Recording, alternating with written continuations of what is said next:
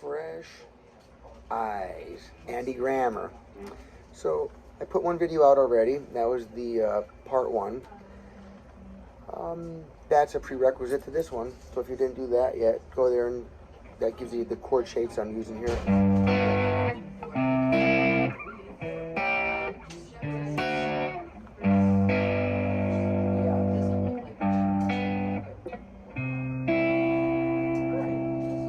5 and 2. This one is 6th string and 3rd string.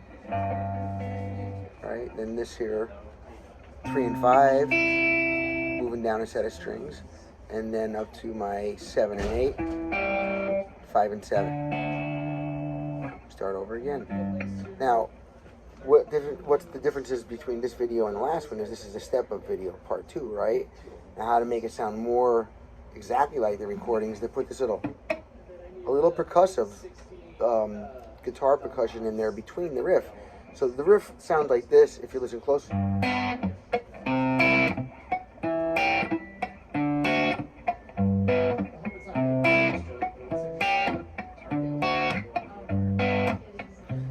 And they're actually doing something slightly more complicated than that, just by a little bit in the timing of it.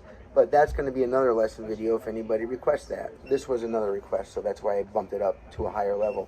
The other one I put out was the easiest format possible, just... And if you listen to it along to the recording, you're going to hear that there's more movement and there's just more action. So that action coming from over here, do the chord, you know, of course fretting the notes, right? And then I do the same, I pick the same 2 notes again, but I just relieve the pressure off of my left hand over here. And it gives you that a percussion sound.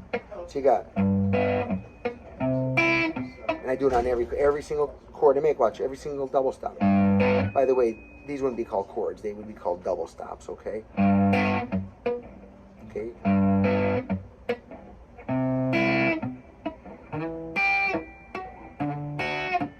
See how I'm doing that? Right?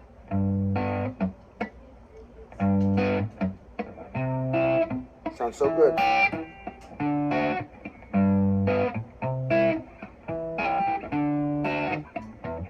I love that.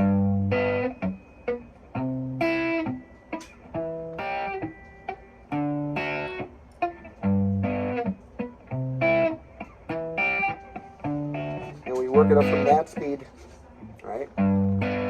This is the only one that's on the 6th and the 4th string. I'm sorry, the 6th and the 3rd string. 6th string, 3rd string. The other ones are all on your 5th and 2nd string.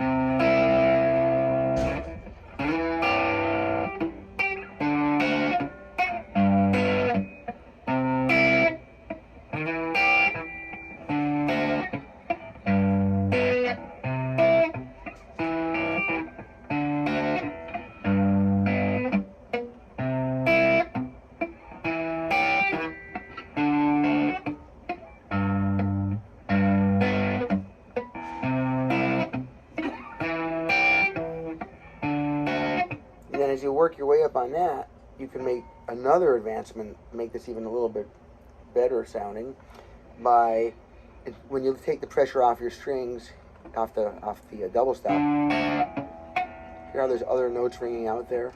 Can you hear that? Listen.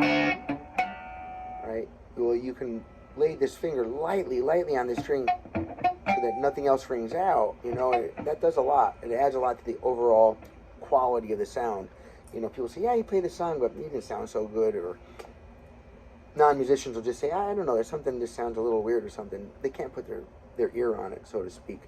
But when things aren't lining up exactly. Frequencies. It's math, right? You know, vibrations. Okay, I'll do it nice and slow, so you have a practice buddy video here, all right? And then I'll put a link in the descriptions anymore, so you can skip around in the video to the different sections. I'm putting a table of contents in the video. It's just something new that they allow you to do on the videos now. So as I get time, I'm doing that. So you can jump right to the practice section if you already know how to do it, right? And then practice along to it. As I assume, trying to play it along to the actual recording probably won't happen real quick at first, because it's hard for people to count out and realize where they should be putting the right chords in the right spots. It's called mapping the song. It takes a little bit of training to do that. It's easy once you learn how, though. So we'll start down here. Let's see.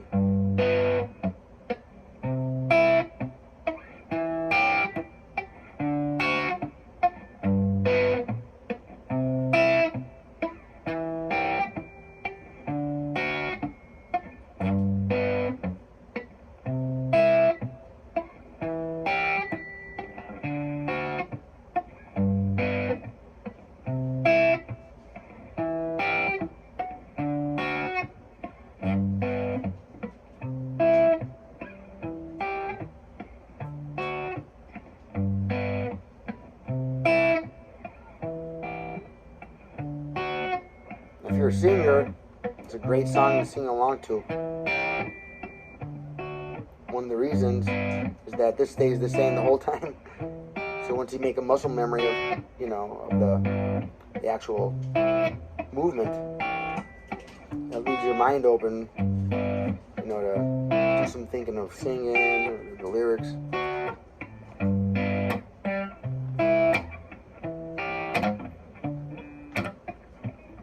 Alright, Wayne Sorbelli, down at my music store in Key West, Florida. Island Guitar. Home of the Bone Island Music Crew. Alright. Hit the like, subscribe, and notification bell if you haven't. Drop me a comment. Let me know what's going on. And if anybody has any other requests, just drop them in the comments below or get at me. One way or the other. It's easy enough. Alright. Peace out.